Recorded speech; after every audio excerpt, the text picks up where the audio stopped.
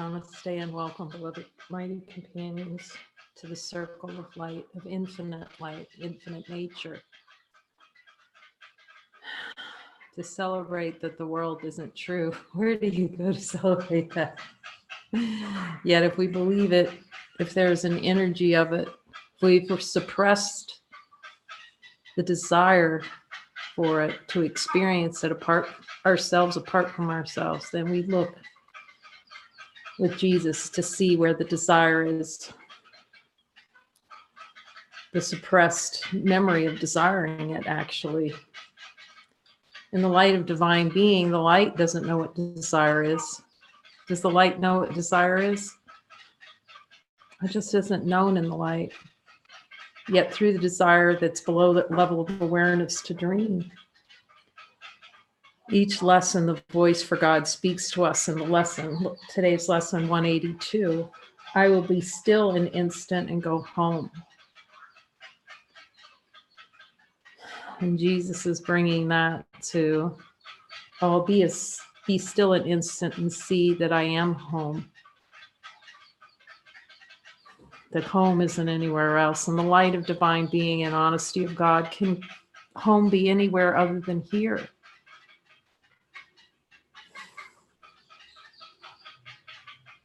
Right where we are right now, in divine perfection. Is divine perfection anywhere else other than here? Our totality, all that is. This world you seem to live in is not home to you. In the light and honesty of God, the light of divine being, is this world we seem to live in home to us? Is it our home? Is our home the light of divine being? Hear the answer. And somewhere in your mind, you know that this is true. Do we know this is true in the light of divine being? A memory of home keeps haunting you as if there were a place that called you to return, although you do not recognize the voice nor what it is the voice reminds you of. The voice that reminds you that the idea we have of ourselves can never work. Can the idea we have of ourselves, anything other than this light, work? Does it work in honesty of God? Can the idea we have of ourselves tell us who we are? Or can we just recognize it in this vastness?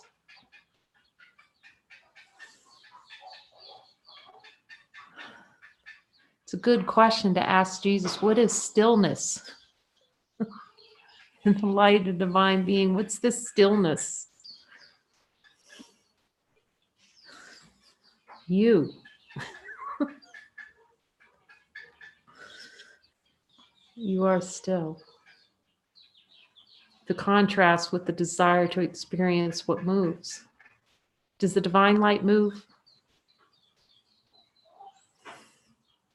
To get involved in what moves seems to change. Yet without that stillness, it couldn't be recognized, the change. We assume we're the change.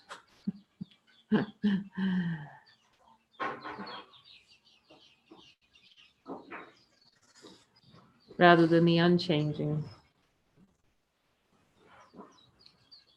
Yet still you feel an alien here from somewhere all unknown.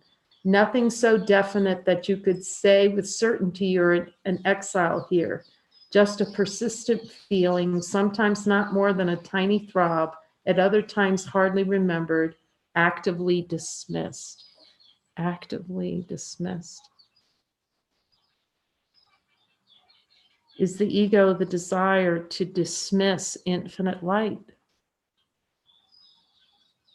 Dismiss it from our minds, banished. Banish this light, stillness. Jesus, is there any desire any longer to banish stillness?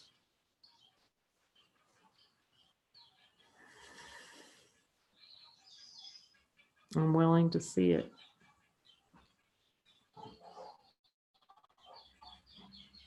to banish myself from stillness, what I am.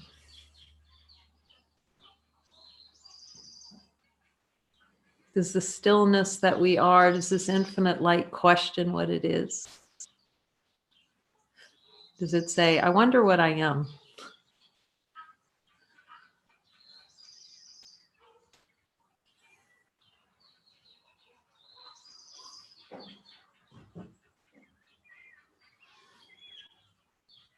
No one but knows whereof we speak.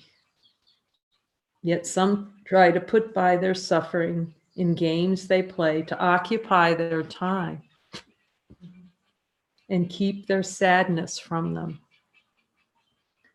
So we keep our true sadness of missing our home out of our mind through distraction.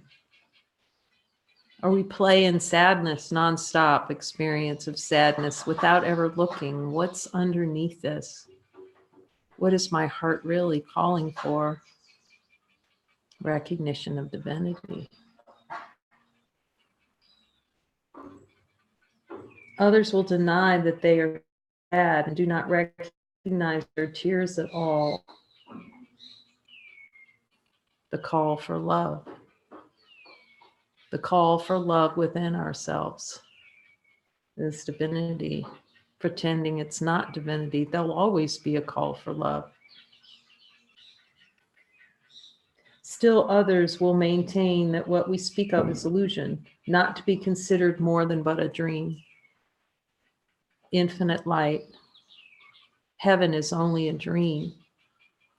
In the light of divine being and honesty of God, is the heaven a dream or is it what is?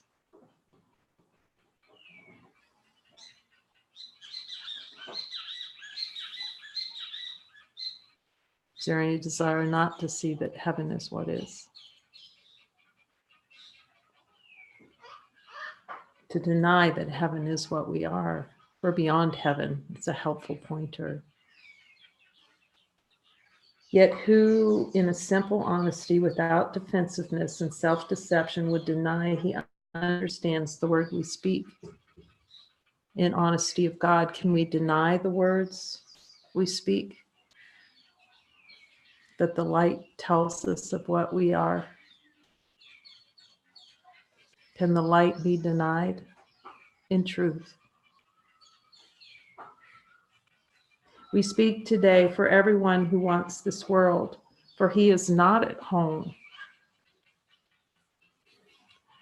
He goes uncertainly about in endless search, seeking in darkness what he cannot find, not recognizing what it is he seeks. Yeah, we watched this movie last night, Star Trek Beyond. And it wouldn't be what your typical movie, spiritual movie is, but I'm seeing Jesus isn't typical at all.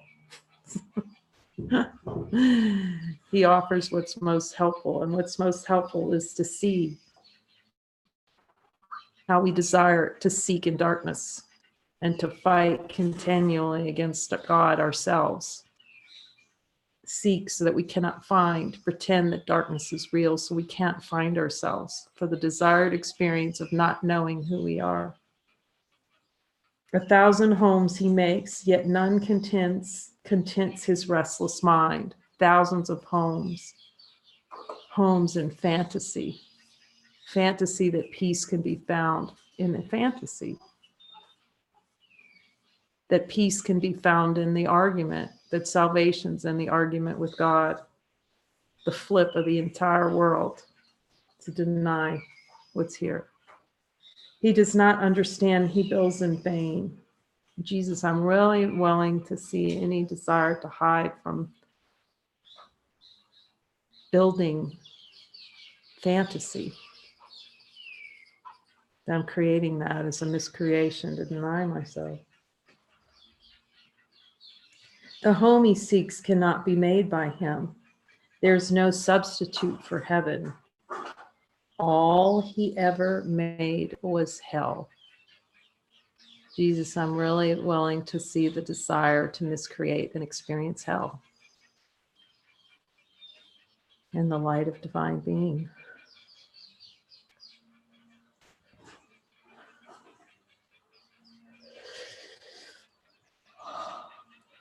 desire to experience hell. Perhaps you think it is your childhood home that you would find again. The childhood or your body in its place of shelter are a memory now so distorted that you merely hold a picture of a past that never happened. Yet there is a child in you, a child with a capital C, in you who seeks his father, a who with a capital W, the divine within, seeks his father's house and knows that he is alien here. This childhood is eternal with an innocence that will endure forever. Where this child shall go is holy ground. It is his holiness that lights up heaven and that brings to earth the pure reflection of the light above, wherein are earth and heaven joined as one, and the light of divine being are heaven and earth joined as one. They can't be apart.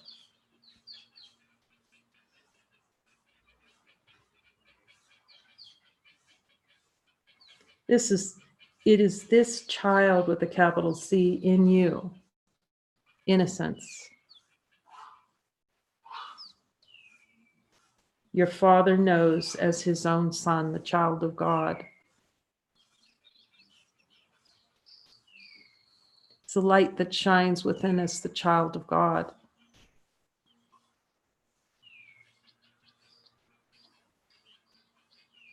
The child of the Father, the Holy One.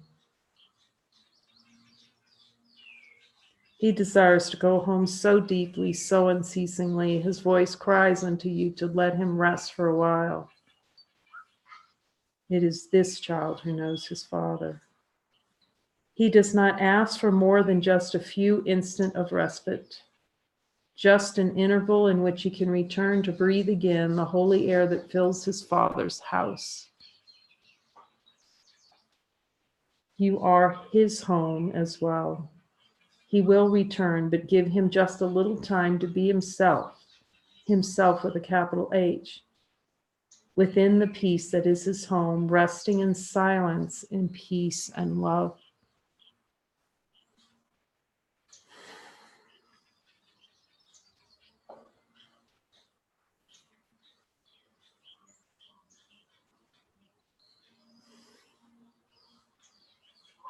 This child needs your protection.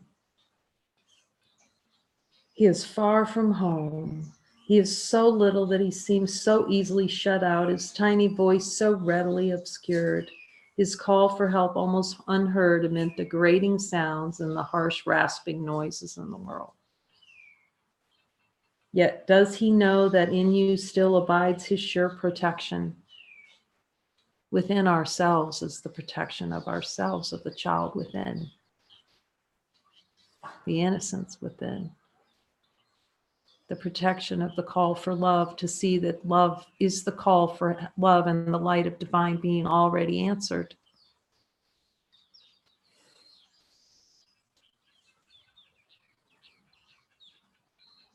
You will fail him not. He will go home and you with him. This child is your defenselessness, your strength, the innocence, the lion that lays down with the lamb of innocence. He came because he knew you would not fail. He whispers of his home unceasingly to you, innocence whispering. It's the light of divine being calling us to recognize ourselves as home. For he would bring you back with him that he himself might stay and not return again where he does not belong, and where he lives an outcast in a world of alien thoughts. Thoughts of aliens. Alien thoughts. The desire for the experience of alien thoughts. His patience has no limits. He will wait until you hear his gentle voice within you, calling you to let Let him go in peace along with you to where he is at home and you with him. When you're still an instant, when the world recedes from you, then valueless ideas cease to have value in your restless mind. Then you will hear his voice. In the light of divine being and honesty of God, in this light, can we hear his voice? The only way we can know that we're timeless being is by being it. Yet for a time, it seems that we need to hear it. So we listen for us to be reminded. So poignantly, he calls to you that you will not resist him longer.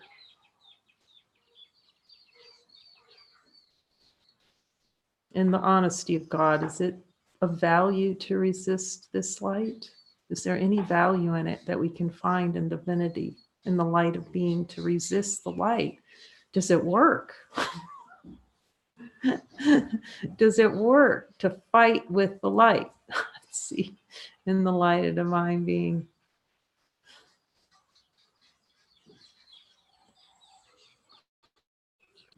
To fight with ourselves.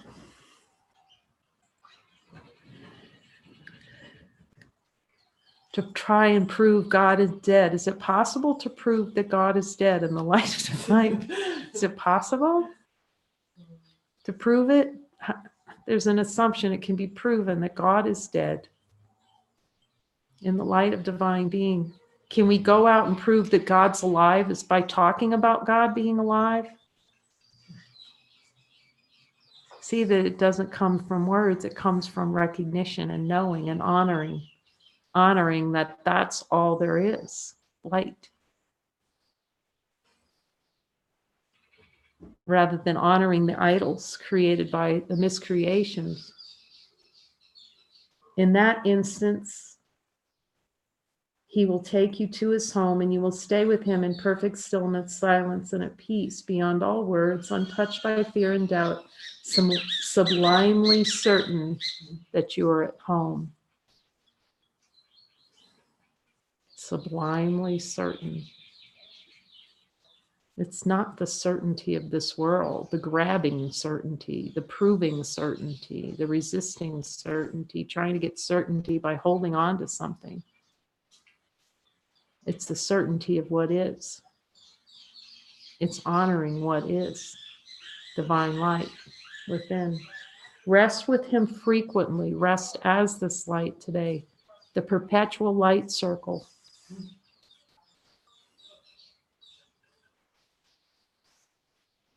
For he is willing to become a little child that you might learn of him how strong is he who becomes without defenses.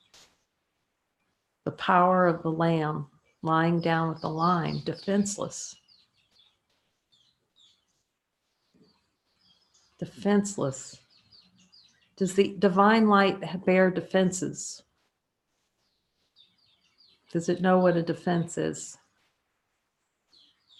Offering only love's messages to those who think he is their enemy. He holds the might of heaven in his hand and calls them friend and gives them strength to them, that they may see he would be friend to them. He would ask them for salvation. You see how short these movies would be if at the beginning, when the monster comes, you ask for salvation. It's a short movie to ask the villain when he shows up. He asks that they protect him, for his home is far away and he will not return to it alone. Christ is reborn as but a little child each time a wanderer would leave his home.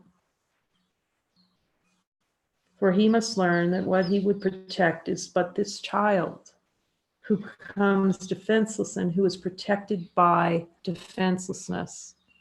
This is a good one to marinate with Jesus on. Jesus, how are we protected by defenselessness? in my defenseless. This is so different from the world. I thought I needed a sword or a gun or a strong word or my fists or to be protected.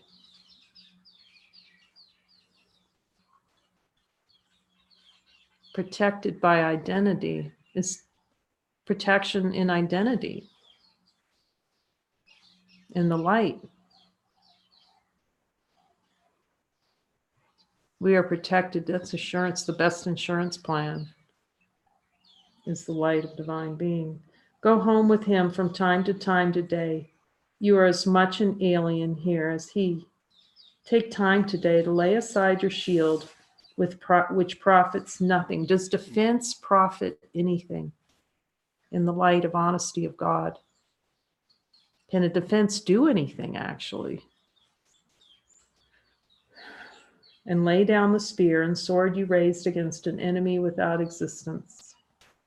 Is there an enemy in honesty of God? In the light of divine being, can that be found? Christ has called you friend and brother. He has come to ask your help in letting him go home today, completed and completely. He has come as does a little child who must beseech his father for protection and for love. He rules the universe, and yet he asks unceasingly that you return with him and take illusions as your gods no more. Jesus, will you show me any desires to take illusions as gods? I'm willing to look directly in the light of divine being.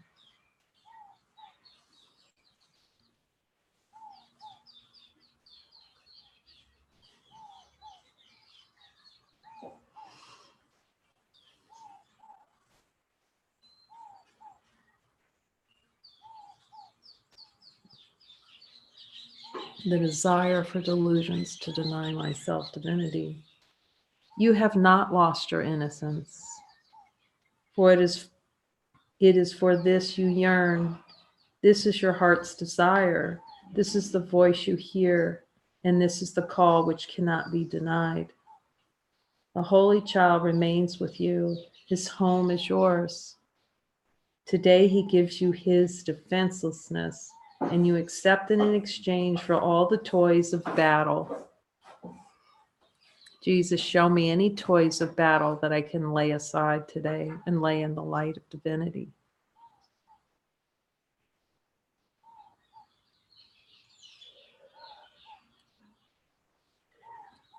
Defending myself against the light. Is this possible? Yet if it's desired, it will be experienced. And now the way is open and the journey has an end in sight at last. Be still an instant and go home with him and be at peace a while.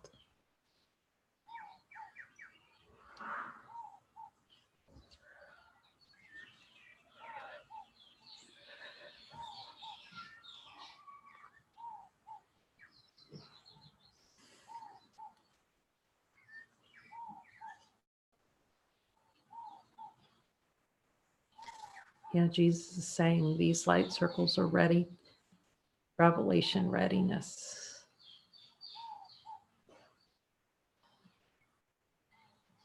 To the recognition, full recognition of divinity and acceptance of divinity.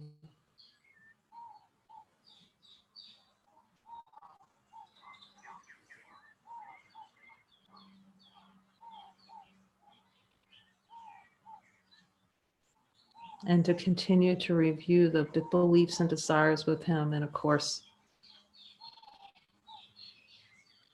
in a new covenant.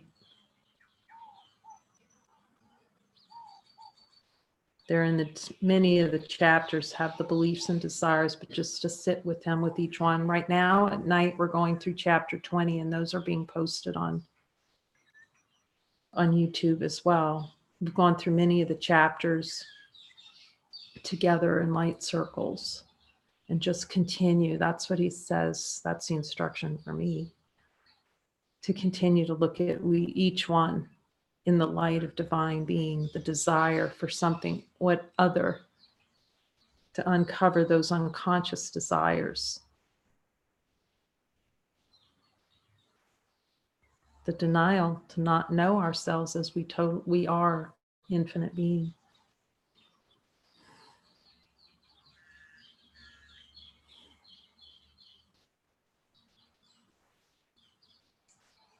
Amen.